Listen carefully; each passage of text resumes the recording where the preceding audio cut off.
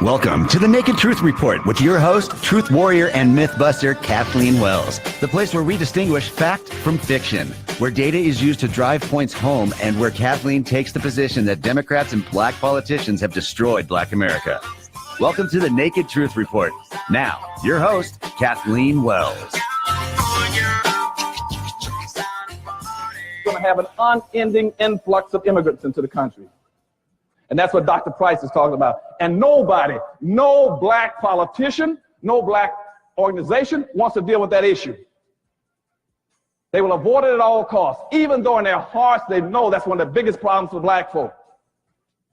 We anticipate in the next 10 to 12 years, approximately 8 to 6 million Hispanics coming into the United States and 41 million Asians. You have been the majority minority for 400 years in this country. You have been the number 2 population for 400 years. You're going to get kicked out of being number 2. You're going to go down and become number 4. Now, common sense, even a third grade education would tell you, if you didn't get anything when you were number 2,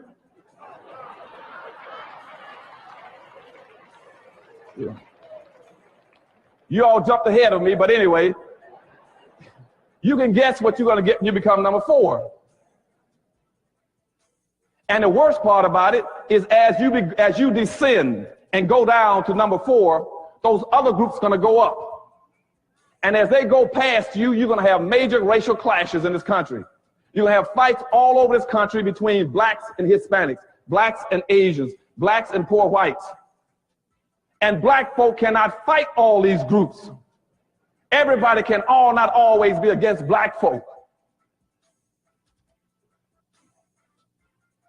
They know that we are vulnerable and we are defenseless.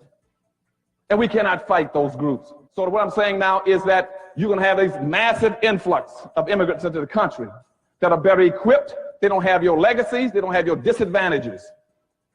They're walking across the border. They're going to get a free lunch. They don't have to pay dues.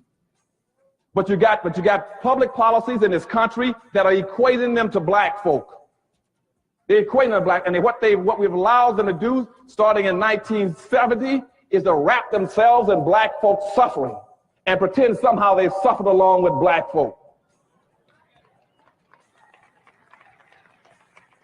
And therefore, whatever program is created under this misguided label called minority, that they are equal to you and over you.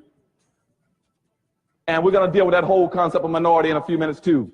So that's the problem with the influx of immigrants. And what they are doing is coming into the country and doing what we've never been allowed to do and we've never been bright enough to do in some senses, is to build your own communities. You got to build your communities. You see, every group that when they leave their homeland, the last thing they do is look in the mirror. They look in the mirror and say, I'm going to America. And I'm going to go to America. I'm going to find me a community or neighborhood. Or I'm going to build one with people who look like me. And so that's why you go all over this nation, where they're coming out of Asia. You will find Vietnamese towns all over California, little Cambodias. You'll find a Chinatown in every major city. You'll see the Hispanics come in. They'll build a little Mexico, a little Havana, a little Hialeah. You find little Italys, French towns, German towns, Greek towns, Polish towns, but you cannot find one black town. So we got major problems. That's the second thing, is dealing with this influx of immigrants. And what I'm telling you is that they're not coming in here to be your partner or your ally. They're coming in to compete with you. They're not coming in here to be your partner or your ally. They're coming in to compete with you. They're coming in to compete with you. And your black organization and your black leadership in this country is afraid to teach black folk how to compete with all these other groups. And they're afraid because they keep trying to create allies with them. You cannot ally with anybody who's planning on supplanting you. You see, if you go check the Council of La Raza, you check the Council of Salala, if you check the National Hispanic Defense League, if you check the National Hispanic Party, the first thing that all of them have is to change the issues in this country from white and black to white and Hispanic. They're planning on supplanting you. When the National Hispanic Party started in Miami in 1974, I was in the governor's office there. I was the only black in politics. That was the first item on their agenda, saying by the year 2000, they want to take blacks out of the equation. And that's why, as Dr. Price just said, that's why they control South Florida. They play to win. We play to play. Did you hear that? We play to play. Did you hear that? We play to play. Politics is serious. I love that powerful statement, that powerful information lecture my guest today, Dr. Claud Anderson, delivered. Yet some of us still don't get it. We still don't get it. And what's the problem?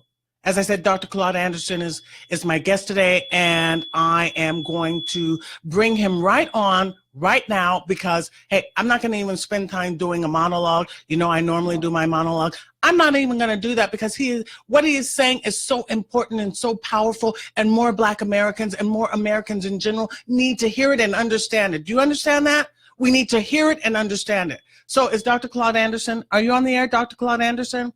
Yes, I am. How are you doing this evening? You know, you're one of my favorite guests. You know, you used to come on my other show, the Kathleen Wells Show, when I was at KCAA, and now I'm at AM 870, The Answer.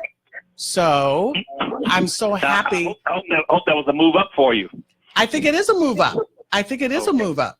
You know, I'm in Los Angeles before I was in the Inland Empire. So now I'm in Los Angeles. I think I'm having a little feedback, but we're gonna get that out of there, the feedback. But I want to welcome you to the Naked Truth Report. It's no longer the Kathleen Wells Show. It's the Naked Truth Report. And let me say, Dr. Anderson, you sent me your book and I read it, and I'm very, very, very impressed. And I think more Black Americans need to read A Black History Reader, 101 Questions You Never Thought to Ask. It's a beautiful book. Can you hear me? Yeah, I can hear you. Are you still getting the feedback? Yeah, we're getting a little feedback. I think we're working on it a little bit. Do we still have feedback? Let's see. Yeah. I don't hear it on my side. Oh, you don't hear it on your side? I think we're okay. We can continue to talk. My engineer is working on the feedback, but we'll continue to talk. The first thing I want to ask you, though, is can you hear me fine? I can hear you fine. You're excellent. Okay. The first thing I want to ask you is what you write in the book, which I said it's a Black History Reader, 1,001 Questions You Never Thought to Ask. And I encourage all my listeners to get the book. I think every Black American in the United States should read this book. I think all Americans should read this book. And one of the things that you mention in the book, or you write, you say, although race is an uncomfortable and almost taboo topic, for those who truly want Black people to be self-sufficient group within American society, race must be examined, but an examination must be based on history and fact. Can you comment on that? Can you elaborate on that? Yes, I can. But in all honesty, Captain, you have to understand why. Because right now, see, Blacks, there are no incentives. There are no motivating factors that would encourage those other groups to try to assist you in getting the entitlements that you've been due for 500 years. There is competition with you. And the minute you start talking about independence and self-sufficiency, that is a threat. It's a threat to whites, Asians, Arabs, and Hispanics. They don't want you to do that. You know why? Why? Because they're living off of 198%. They're living off of two incomes, double incomes. They're boycotting anything pertaining to Black folk and Black businesses, Black communities. So consequently, they keep 100% of the money that they have, disposable incomes in their respective communities, and then they pick up 98% of all money out of the Black communities. They're living off of 198% cap. This is tremendously important for you to understand.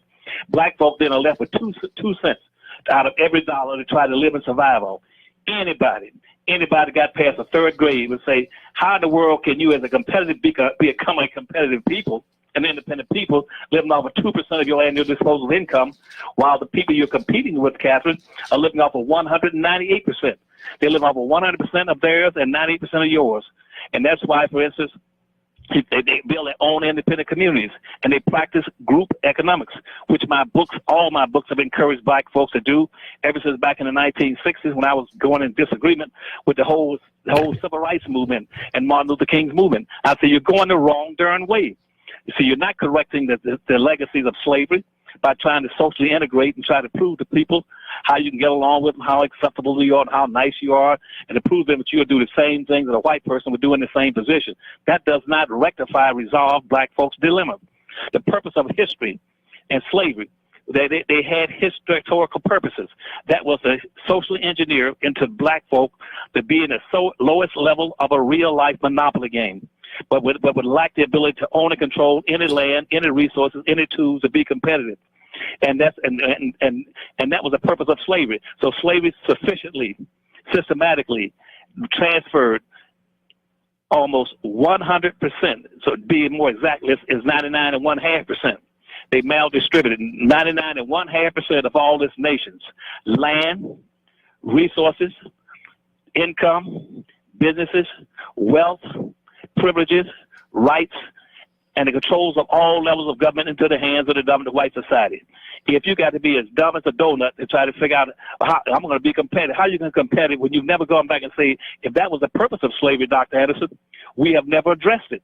Or when we came out of slavery, we tried to address it with the 40 acres of the mule and $100, and the conservatives in the South got with the conservatives in the North and says, we don't let blacks have that because we still need blacks in the South as free labor, as close to free as we can get it. So the North went in complicity with them. And when you came out of segregation in 1960 with the civil rights movement, nobody says, let's go back and restore all those rights and some of that wealth, resource, privileges, rights into the hands of black folk. You are still in the same identical situation that you were in 1860. You were still in it in 1960. You're still in 2017. The door is closed. You're locked in the lowest level of real life monopoly game. You're now this nation's permanent underclass. You got almost a snowball's chance in hell of being able to survive if you don't do the things I've told you. Yeah. You don't own and control any wealth. Wealth makes your opportunities, not social integration, not civil rights. It's what you own and control dictates your opportunities. Right, and let me just interrupt you briefly. In other words, let's talk about some data a little bit. Blacks own 0.5% of the wealth of the nation 150 years ago, and fast forward to today, we still own 0.5% Is that correct? That is correct. And when you came out of slavery in 1860, white folk, the average white person had 3,500 more wealth than the average black person. And guess what? The last analysis I got about 2 weeks ago says that blacks have not changed that wealth inequality. It's widening. It widened under Obama. Obama did absolutely nothing for black folk. He allowed the gulf on wealth ownership, which decides your opportunities, to increase. And now what happens is that right now, as black folk continue on the level we're on right now, it would take approximately 238 more years for black folk to even come close to being even steam with whites. It'll take you another 238 years after you've already spent 500 years and accomplished nothing. Exactly. And in fact, I also saw some data that indicated that, let's see, what was it? That by 2053, Black America will be at zero median wealth. So given that information, given that data, it's safe to assume that, the civil rights movement has failed Black America. Would you agree? Most definitely. It not only failed, it took you back and made things worse for you. It makes conditions worse. And yet every February, here's a bunch of black civil rights organizations, individuals talking about, we've come a long way. Right. And it come a long way going backwards. Right. And last month, I went to the Congressional Black Caucus Legislative Council, and I spoke with Reverend Al Sharpton, and I spoke with Karen Bass, and I spoke with Steny Hoyer. Listen, these folks are saying, oh yeah, our allies are other groups. That's wrong-headed, correct? That's right. How can you be an ally with other groups? You're not even an ally with your own people. Mm-hmm. They don't seem to understand that we live in a competitive society that has not changed. That's the way it was from day one. And also, America is a race-based society. They don't get that. And why don't they get it? They're supposedly educated people. Why don't they understand that? If they look at all the social income indicators, Catherine, across the country, black folk are carrying, proportionally in speaking, 6 to 8 times their fair share of everything that's bad in the society, and can't get over 1/2 of 1% of anything that's good. Now, why would they think that somehow you're progressing and you're advancing? You explain that to me as a host as quickly as you can. Well, the thing of it is, what I read in your book, you said that the black leaders are double agents. So they're not working for our interest. You elaborate on that for me. Okay, they're double agents because, see, they were taught and trained to be double agents. That one of the first things that happened after the Civil War ended, and blacks got the right to vote, and that was it. They had the 13th, the 14th, and 15th Amendment, but those amendments were intentionally diluted down to be neutralized to make sure black folk could not use them. See, those amendments came into place strictly and solely for black folk. The Civil Rights Laws of 1865, the Civil Rights Law of 1866, the 13th Amendment, the 14th Amendment, and the 15th Amendment were put in place strictly and solely for black folk. It was supposed to be put in place to correct the negative impact of the Supreme Court ruling of 1857, which was the Dred Scott ruling, when Tanny Supreme Court says that a black man in America and black people have no rights. Black people have no rights that white folk are bound to respect. That ruling did not say Hispanics didn't have it, Asians didn't have it, midgets didn't have it, women didn't have it, gays didn't have it, transsexuals didn't have it. They said black folk have no rights. And so when the Civil War came to a conclusion, the radical Republicans, which is a few Republicans like Congressman Sumter and Thaddeus Stevens and Benjamin, they said that you can never correct anything for black folk in this country unless you go back and change that Dred Scott decision of 1833, which says blacks have no rights. Otherwise, if black folk in this country can only be one or two things. They will forever be slaves or they'll be free. But minimally, to not be a slave in this country, they must have, Catherine, they must have 40 acres, a mule, and $100. Right. Okay, and immediately the South, and see at that time the government under Andrew Johnson, President Andrew Johnson, was busy giving reparations to black folk, to white Southerners and to Indians. They gave back all the land that the white terrorists in the South had tried to take and fought for all these years and fighting the North in the Civil War. They gave them back every plantation, all the land. They got back all the land, and they got back all the rights and privileges that they had during slavery. But at that time, they call it Jim Crow segregation or black peonage or a Jim Crow segregation. And they cut a deal with the North. And because the North at that time said the war is over, we weren't actually really fighting for the free slaves. We were fighting to just stimulate some of those industries that were operating in the South, so we can now have enough money in the North to be able to redevelop the West. And so the North says, you can have all those blacks in the South. You can keep them as long as you keep up there, because we do not want blacks moving from the 1860s up north. We do not want them coming up north. Keep them in the South. And most people get on this North was a happy place for blacks. It was not. And the North and the South were complicit in putting blacks into another second form of slavery called Jim Crow segregation. And after they put that in place in the late 1860s, the first time blacks started getting elected to office based on the 15th Amendment, whites put out a code of ethics that says this: that any black person that gets into a high prominent position, whether in the corporate level or the government, there are three things that he cannot do. One, he cannot come to us talking about any group-based issues. He must come as an individual and talk about individualism, because even though we enslaved millions and millions of blacks as a group, they can't get out as long as we make them do it on a one-to-one basis.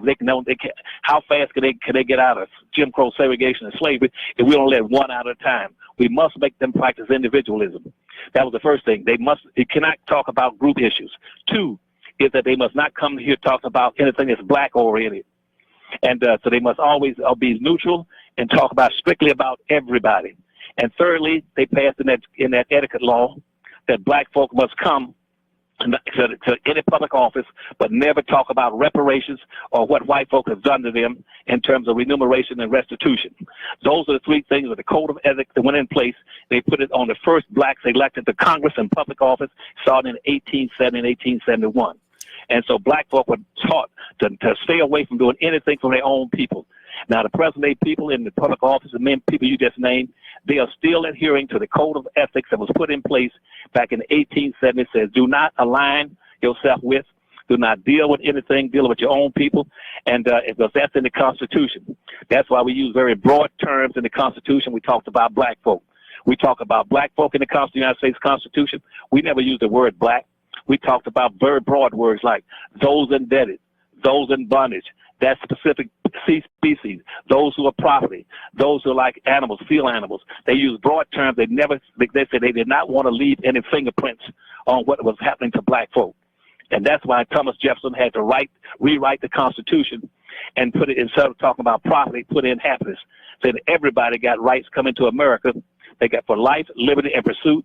Initially was property, because blacks were property. He changed it to happiness. Nobody has ever been allowed to address the issues of black folk. Present-day blacks black civil rights organizations, blacks in high level positions. They will not raise issues about black folks. That's why they are never going to win in this country. Never going to win. Do you understand that, listeners? In other words, this has been going on at least until the 1800s, probably. Did you say it goes back to the drafting of the U.S. Constitution? Also, these broad and ambiguous terms like people of color and minority and diversity. These are broad and ambiguous terms that always keeps black folks in the back of the bus. That's right. See, and when they in 1789 when they met in Philadelphia to start drafting the Constitution, Catherine, you're right on target. And what they said is, now we got a conflict. They said, what's the conflict? This is the upper class at that time. They said, how are we going to go about and promote it and write a document that talks about the cradle of democracy and freedom and liberty for everybody, and all people have a rights to this and the right to that. At the same time, we know that this country cannot develop, it cannot evolve, it can never be anything unless we get free labor off a specific group of people that we've already identified and we're going to use for that purpose. They close the doors on the center. They put guards at the door. They put shutters up and windows up to make sure nobody's heard that discussion. That discussion went on for almost a week. Say, how are we going to put that into a constitutional document? That was including Washington and Franklin and everybody. And what they finally said, when they finally came and said, know what? Let's use two forms of ambiguous broad terms. And they said, we write this Constitution when we talk about white people and those people who can come to this country and be classified as whites. Let's use broad terms for them. And we'll also use broad terms for those people who we plan to use and not use and leaving the fingerprints on them. And so in the Constitution, it says, we the people. We the people, it means whites. When it says all the people, that means whites. When it says everybody, that's talking about whites. Because in the documents, they've already classified the blacks as 3/5 of a human being, field animals, equal to field animals, property. They have no rights. And they said, in the future, always use those terms that are very broad and ambiguous. And so in 1866, as I said, with the second civil rights law, which came out in 1860, which was 13th, 14th, 15th Amendment, they trying to use the same terms. But those radical Republicans says it must be specifically for black folk. But guess what jumped in? Here comes the Supreme Court, the guardian of racism in the late 1860s. They jumped into the battle. Mm-hmm. Mm-hmm. And they said it's our responsibility to make sure that you abide by the first Constitution that goes for the first 12 amendments, because this country needs to export and use black folk. So the Supreme Court is the guardian of white racism, the status quo. That's the most racist institution in the country. And that's why the first 58 people appointed to the United States Supreme Court were slaveholders. And subsequent to that, the other 67 that have been appointed, they have been white racists. That's why you had about 120 people appointed to the United States Supreme Court, and you only appointed 1.5 blacks out of 120. Because they got locked and stocked and got you locked into a social construct that the United States Supreme Court won't let you out. Mm-hmm. And here's the sadness, Captain. I don't mean I'll talk you. Here's the sadness. Sadness is the United States Supreme Court does not have the authority to do what it's been doing to us black folk. The United States it does not have the authority to intervene in anything pertaining to black folk to overrule the 13th, 14th, and 15th Amendment, those civil rights laws. Mm-hmm. They've been exercising rights that they don't have for us ever since 1803 and getting away with it. Mm-hmm. How are they getting away with it, and how can that change? And then also so in other words, it's woven into the fabric of society that black Americans they're not going to have their grievances addressed, and they will be relegated to this underclass. But I want to move up to where Martin Luther King is, because I've been discussing this. I've read your book, and I've been discussing this notion, this idea that Martin Luther King basically sold out black Americans, and they adopted broad terms and this colorblind society which is okay. You can take. Right. See, the society, Kathleen, was never, as I just told you about the last 15 minutes, was never colorblind. It was always very color specific, and going after a very specific people. They were not trying to imprison and enslave Eskimos or Filipinos or Hispanics or Arabs or Asians and so on, Latinos. It was black people. That's who was after. They very specific. They knew who they're going to enslave, and they did that all the way through up to even when slavery was over in 1896. Mm-hmm. That was the first time that question about a colorblind society ever came up. Mm-hmm. And that was in the Plessy v. Ferguson decision, where he went to court in 1896 to try to get some rights and resources. And they ruled against him in the court. And Judge Harlan on the Supreme Court, but first, even though he lost, he was saying, hold it a second. He said, based on the first Constitution that you wrote in 1789, we are supposed to be a colorblind society. And he said, and obviously we are not. And so at that point in time, that word about colorblindness had never arisen until he raised it as an issue. And after that, white folks began to adopt it and say, well, we'll pretend that we are colorblind. And when Martin Luther King, and that went up through about, let's say, about 1920s. In 1928, black people in this country got very concerned. And so starting about 1915, so you had people like W.B. Du Bois says, let's start practicing group economics and group politics. Then you had Marcus Garvey said, let's start talking about group economics. Then you had Carter G. Woodson in 1920, 1921 said, let's talk about black education and black culture. Then you had Elijah Muhammad start talking about, well, we have a black religion. And the Harlem Renaissance group said, let's have black art and black culture. But see, the overclass in this country, the black civil rights organizations, black press, and ministers says, that's too much blackness. We don't want that much blackness. And see, and during that course of that time, the blacks in this country were demanding that this country put out a Bill of Rights strictly for black folk. To go back and say, we are supposed to be colorblind, but we're not getting anything. Give us a Bill of Rights. So they had a black Bill of Rights. And but when that came up to about 1960, Martin Luther King got hold to it. He picked up what the preachers, the newspapers, and the politicians were saying about being colorblind. And because in 1938, they said, let's move away from all this blackness and start calling it diversity. We need more diversity and less blackness. And they said, we're going to diversify everything. By 1940s, they started diversifying. We had black football teams, baseball teams, black colleges, and black basketball teams. They said, let's get rid of all this blackness. And so they tried to integrate, they closed out all the black baseball teams and let one black go to the Brooklyn Darlings, Jackie Robinson. So we don't need all this blackness. They got rid of all the black basketball teams and let one or two blacks go play integrated with the whites. And the rest of them left over, and they call them the Harlem Globetrotters. And Abe Saperstein picked them up because nobody could beat blacks in baseball. Nobody could beat them in football. Nobody could beat them. And then all of a sudden, black folks said, we even get rid of our schools, our colleges, if we can let a few blacks go into white colleges. Now, no Jews would ever do that. Jews would never get rid of Brandeis University to go integrate with Catholics or Protestants. And Catholics would never get rid of University of Catholic University to go with Jews. Black folk, the only people who went for the gold. Okay, Dr. Anderson, let me interrupt you for a second. We got 30 seconds before we go to break. And you know what? We're here in Los Angeles, and Black Americans in Los Angeles are drowning by illegal immigration. I want you to address that. In fact, I want you to address this dreamer business, these 800,000 illegal immigrants who are dreamers. Do you mind discussing that when we come back from the break? No, I don't mind doing that, Captain. I'll be able to do anything in the world for you. I love you too, and we're going to take a break. We'll be right back, and when we come back, we're going to talk to Dr. Claud Anderson about dreamers. We've got 800,000 dreamers, and Black Americans in Los Angeles are actually drowning, right? We're drowning. We'll be right back with Dr. Claud Anderson. Now, there's not a lot I can do. Dreamer.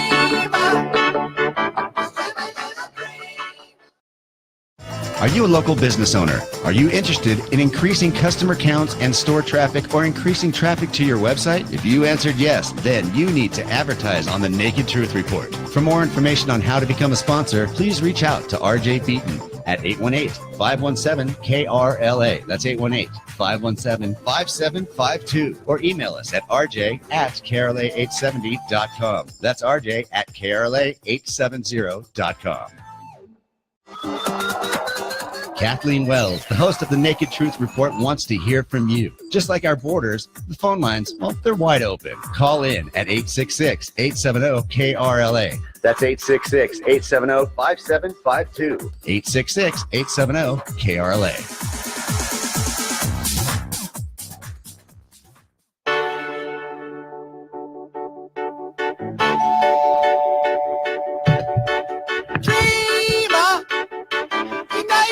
Dreamer, can you put your hands in your head? Oh, no. Welcome to the Naked Truth Report. I'm your host, Kathleen Wells. My guest is Dr. Claud Anderson. And what we're going to talk about right now, we're going to talk about these DACA kids who are dreamers. You know, I mean, it's like 800,000 dreamers that have a dream. President Trump said American kids, he wants to fulfill the dreams of American kids. What are your thoughts about the dreamers, Dr. Anderson? Okay, that's very simple, Catherine. See, first of all, that flows all the way back to what I was talking to you about earlier about the Constitution. When the Constitution was ratified in 1789, the following year, the next year, in 1790, the first act of Congress was to enact the first naturalization and immigration law. That was in 1790. And it says very specifically that this is a white nation. And the only people who will be able to come to here and get the resources of this nation will have to be classified as whites. And so that morphed into what they call the American dream. And they began to advertise all around the world. Anybody coming to America can have access to the American dream. Now, what was the American dream? The American dream, as it was notified and ratified all around the world, was that come to America and you were entitled to free land and free black labor. The American dream was coming to America and getting free land and free black labor. It was inviting here to get unearned benefits. Anybody coming to America could get unearned benefits. They didn't have to do anything to come here. They just walked on the shore and got it. They didn't cross the Atlantic bringing a lot of tools and machines with them. They crossed the Atlantic with bare, broke, hungry, unfed. That's why the Statue of Liberty said, "Give me your what is it called? Hungry and whatever it is." Tired, poor, and hungry. Tired, poor. Yeah, so they came here with nothing, but they were coming here. They didn't come here looking for religious opportunities. They didn't come here looking for rights and the right to vote. They came here to get resources, and the resources were getting as free land as they can and free black labor. And that was called the American Dream. That's what he's talking about, the Dreamer Act. So they're going back to the Constitution and setting it up for them. And in the Constitution, so Hispanics were classified as whites. Hispanics were classified as whites all the way up until 1970, when Nixon got elected to office in 1969. And at that time, he was trying to respond to the Black Civil Rights Movement as well as the Black Power movement in the country. And so Senator Moynihan sent a letter to Nixon saying, the way you shut down black folk in this country and keep them in the box and locked in box in that social construct that was put in place in 1789 is to take the focus off of black folk. Take the focus off of black folk and put it on the minority, women, children, and immigrants. And that was called a benign neglect policy that was put in place in 1970 by Senator Moynihan. And so Nixon then said that's what we're going to use. And then at that point in time, it began to morph into what's called political correctness, because the liberals in this country say that if you're going to start practicing benign neglect and trying to shut blacks out, we don't have enough power to stop you now that the Republicans got control. And so the liberals gave up on blacks, and the black liberals, and the Black Power movement. Yeah, they began to join the white liberals and say, well, there's nothing more we can do for black folk, so we might as well join them and follow the benign neglect. Benign neglect and morphed into what's called political correctness. Political correctness and benign neglect says make black folk invisible, make them disappear, do not include them in any public policies or any kind of form of restitution for anything. Blackness is used very broad and ambiguous terms to make them absolutely invisible. And let me just interrupt real quick. And you see a sign of that today when you had the black guys, the black football players kneeling for the anthem because of presumably police brutality. But today on CNN, they said, oh no, they were kneeling because of the wage gap. Well, and that comes from ignorance on our people's part. That was an example. Our people have been displaying total vergence ignorance now throughout history. They're too busy and preoccupied to go read and understand these issues. And let me jump off the immigrant thing and tell you. See, if they'd the fact that they'd have gone public, and so my books keep telling them, and should have told white folks just like they should have told them in the 1960s. What's the purpose of the Black Civil Rights Movement? They didn't tell them. They thought, well, we just want to get along whites and go to their restaurants and go to their schools and marry their women. That's not the purpose. The purpose of the civil rights movement should be to correct the impact, the negative impacts that were put in place by 360 years of slavery, the maldistribution of resources. They didn't tell whites that, so whites didn't understand the civil rights movement.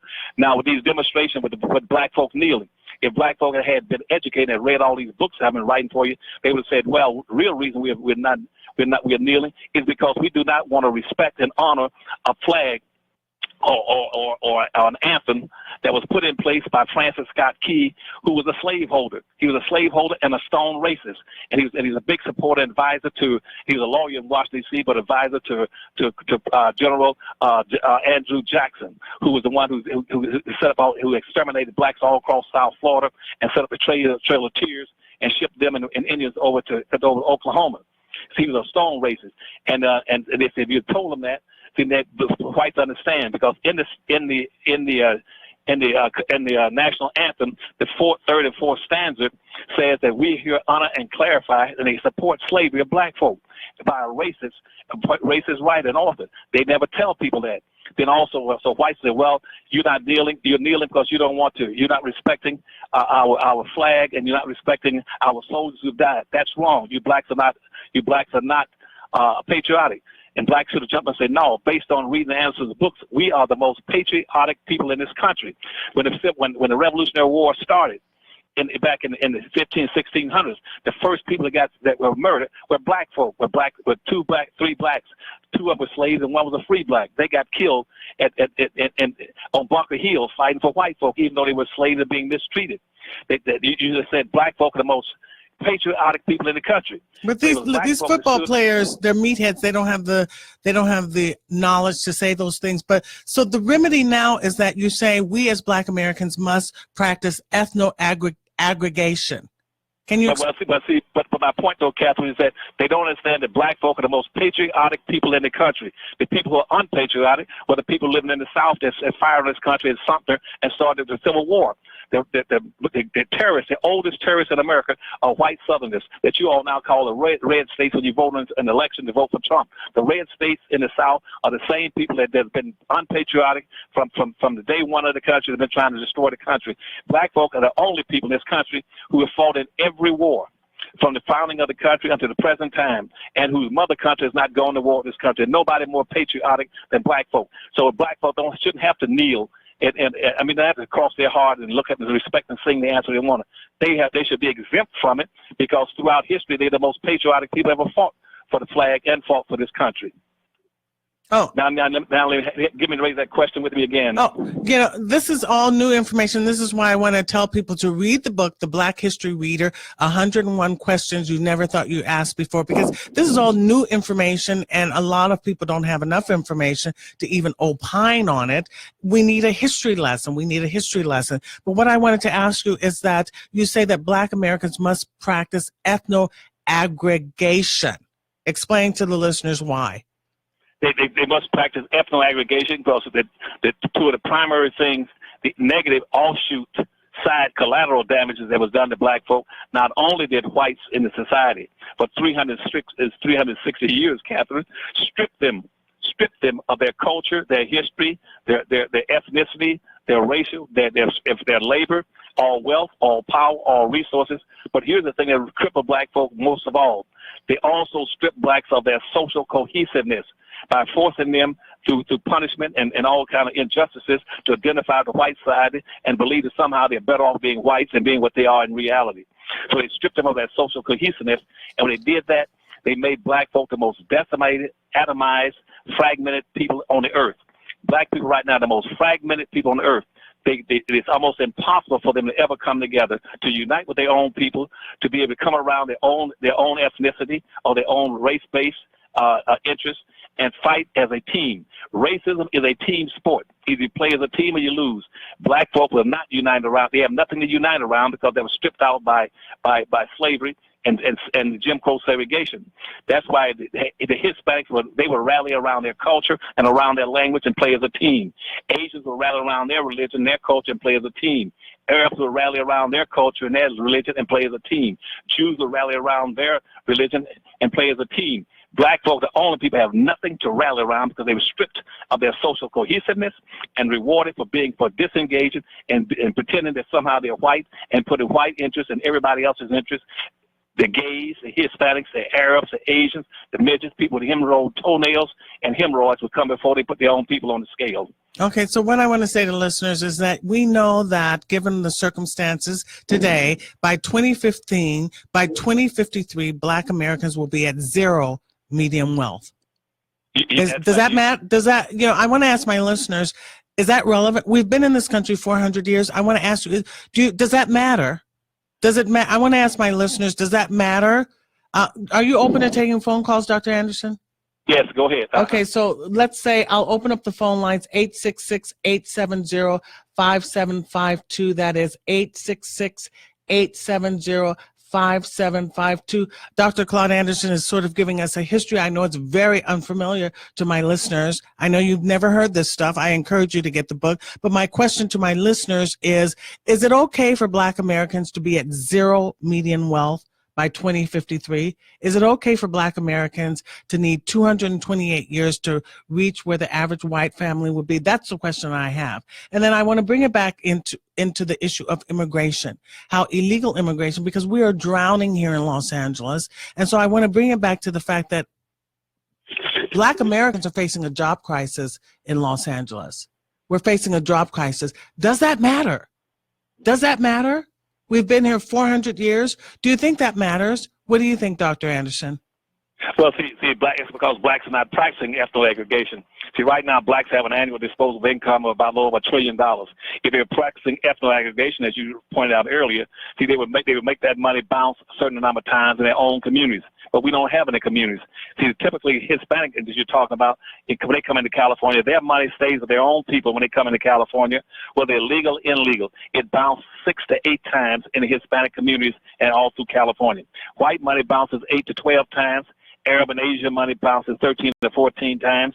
Jewish money bounces 18 times. Black money does not bounce once. And consequently, blacks they're not bouncing their currency because they're not practicing ethnocentric issues and economics. And they cannot compete. They don't have the money and resources to be able to compete in anything. You cannot have jobs because you know why? Because you got your civil rights organizations and your public officials keep talking about, well, the way we solve the racial problems in America is find jobs for black folks. Black folks don't need no darn jobs. They had jobs, full-time employment when they were slaves for 360 years. They having a job, a full-time job, picking cotton didn't help their problem. They didn't own or control anything. And what they should be doing is instead of trying to teach black folk how to find jobs, they should be teaching blacks how to produce jobs. They should be putting all their time and effort in creating businesses for black folk all across America, and particularly in California. And in California, instead of and teach those black folks they are exceptional people. Do not equate black folk to any immigrants coming into California. Those people are not entitled to benefits. But what's happening, those people coming into California, those immigrants you're talking about, they are using the 13th Amendment, the 14th Amendment, the 15th Amendment, and those civil rights laws as if they were the black folk those laws are put in place for. That's a very important thing that you just said. That's something that my audience I know can relate to. Go back and repeat that the immigrants, the illegal immigrants, the DACA kids, the dreamers, are using the 13th and 14th Amendment. We just had a history lesson, okay, a quick one. They are using the 13th and 14th Amendment in order to benefit and get resources. That's right, and they're not entitled, not eligible for that. You had a slaughterhouse case in 1872 that told blacks that. It says the slaughterhouse case says that told whites and coming out of New Orleans that whites could not use the 13th and 14th and 15th Amendment. Those amendments are put in place strictly and solely for black folk. That make sure that black folk are treated in all manners the way white folk were, and to stop white folks from misusing, abusing, and re-enslaving them. Mm-hmm. And that's the 1872 slaughterhouse case, and also another one, the Saunders case in 1879. Black folks, they don't read. That's why all those books I put out there, they need to stop and look at TV and start reading these books and finding out how to fight for their own rights. And black folks must understand in California, start telling people you are exceptional people. That there's no legitimate reason for giving the rights and benefits that were set aside for black folk for the descendants of black slaves to give them to the descendants of black slave owners. Hispanics were the second group in this nation that started enslaving black folk. They were third one, really.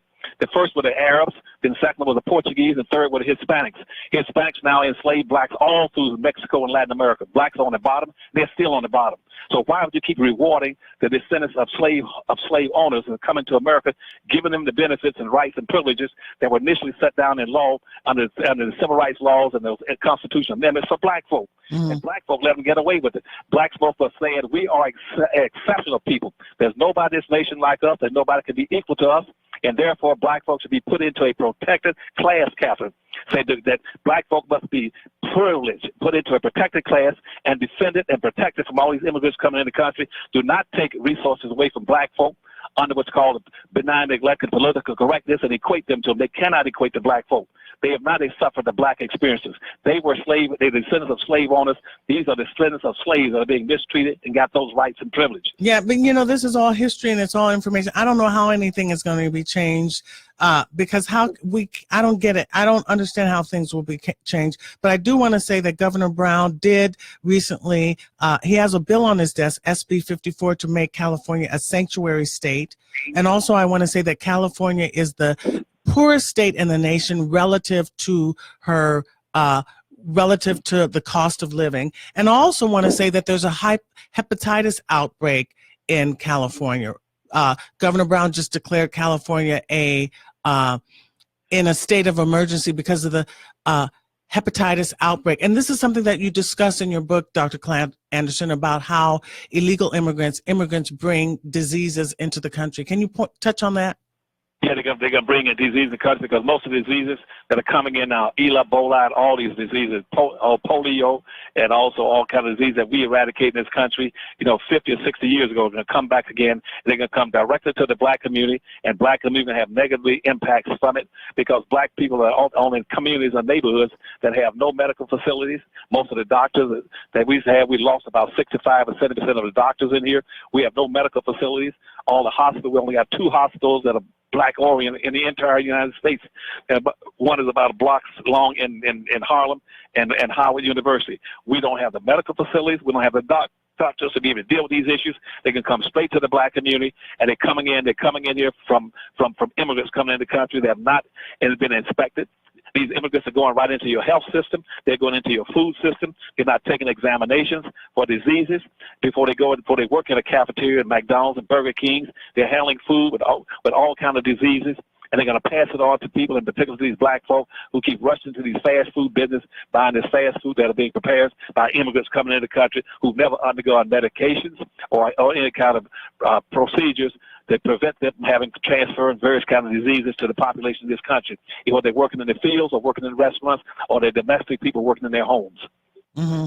And the other thing that I wanted to touch on is the fact that, most of the immigrants that are coming into the country are not working in agriculture. They're working in things that are like construction industries that displace Black Americans. There are Black American men, Black American men are facing a job crisis. So immigrants are working in construction industries and other, like hotel services and industries that Black need jobs in. What do you think, what can Black Americans do to change this dynamic?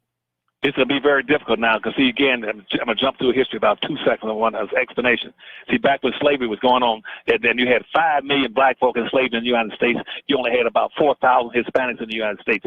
By the year 1900s, Hispanics had climbed up to 100,000 Hispanics in the United States, but you had 12 million black folk. They had the same identical birth rates for 100 years from 1900 to 2000. And yet in that time, the number of Hispanics coming into this country, illegally and legally, it went over a 55,000% increase. And black folks in the population went up 300, while Hispanics went up to 55,000% an increase. Now they got you controlled. But now what they're saying is that nothing that go to black folk unless it first comes through Hispanics, because Hispanics are now the second biggest population. They are the majority minority, and even though they're legal and illegal, they're now dominated by black, because black folk and the civil rights leaders let it happen. Their population increased by 55,000%. They got you nailed and railed. And so black folk, now I'm not sure if you got a chance. The door is locked on you. And if you don't let you come to school, come to home and start practicing group economics and ethno-aggregation, build your own communities, become an independent, produce your own businesses that will produce your own jobs, your own income, your own wealth and your power for your own people and put your own self-interest first before any and everybody else, you haven't got a snowball's chance in hell of being able to survive on this earth. You're getting ready to get wiped off the face of the earth trying to love everybody except your own people. Yeah, did you hear that, listeners? We're getting ready to be wiped off the face of the earth. So I'm at a conservative station now, and I think that listeners would appreciate that Black Americans be self-sufficient. That's the thing that they should play safe, because see, right now, if black folk, if a race war or something started and whites attack black folk, the whites would be committing suicide, because right now whites and across the world are the most hated and despised people. I found that out being with presidents and conducting trade missions around the world. You got a lot of white racists think that somehow that since black folk are the weakest people, they're going to beat up on black folk. Let them start a war with black folk in this country, and you're going to watch all the Europeans, the Russians, and you're going to the Chinese and the Middle Easterns and the Latinos. They all going to come in here and side with black folk and white folks off their face of the earth. No, I mean, I can't believe that. I know my listen. Why do you think that? I can't imagine that. I mean, in terms. Oh yeah, no. See, because right now nearly everybody hates whites Americans around the world, Captain. Why? They all hate them. Why? Because Americans have tried to import their culture and dominate them. It's gone way back since about the 1100s. Since they've always gone in the country, whether it's in the East Indians or anybody, they've gone to those countries and tried to impose their culture on them. And whether the Arabs, Asians, Hispanics, they have dominated the world for so long. You got nations around the world that really hate and despise whites. I hate to say that, but that's what they are. And whites think that somehow that if they beat up on black folk, that somehow that the rest. As a matter of fact, even when the Civil War broke out, when slavery broke out, the British would try their best to come here and side with the slaves against the United States. That hasn't changed. You're going to find all these countries, whether it's China, Vietnam, North Korea, anybody, they find a chance that the United States can be weakened by attacking their own people. The only friend they've ever had in the history of this nation has been black folk.